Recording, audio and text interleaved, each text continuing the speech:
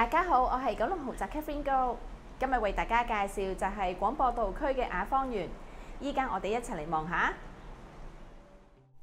今日為大家介紹呢個雅芳園嘅單位呢，實用面積926尺。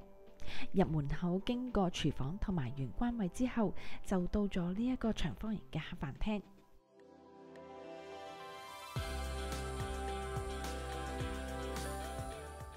客廳面積四正闊落，擺放家私呢完全冇難度。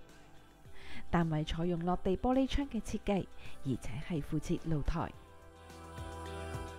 露台方向向東，主要景觀呢就係望返附近平台花園嘅開揚景觀。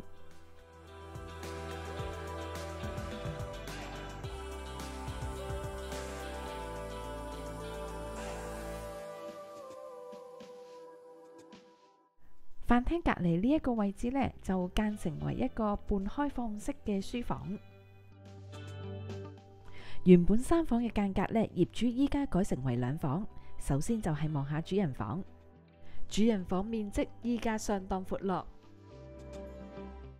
景觀方面就係望返對面嘉皇台嘅開揚泳池景，而主人房呢仲有呢一個特定衣帽間。主人房浴室儲物空間相當充足。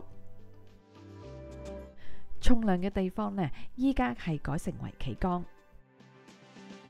另外客房嘅面積同樣相當實用。客廁採用企缸嘅設計，2個洗手間都係有窗。一入屋呢，就係單位嘅廚房，呢一個廚房就係呈長方形，有充足嘅地方擺放煮食爐具同埋各類型嘅廚房電器。備餐空間同樣充足。廚房裏邊仲有一個工人房，工人房呢都訂做咗個入場櫃。工人用嘅洗手間依家就係改成為洗衣房。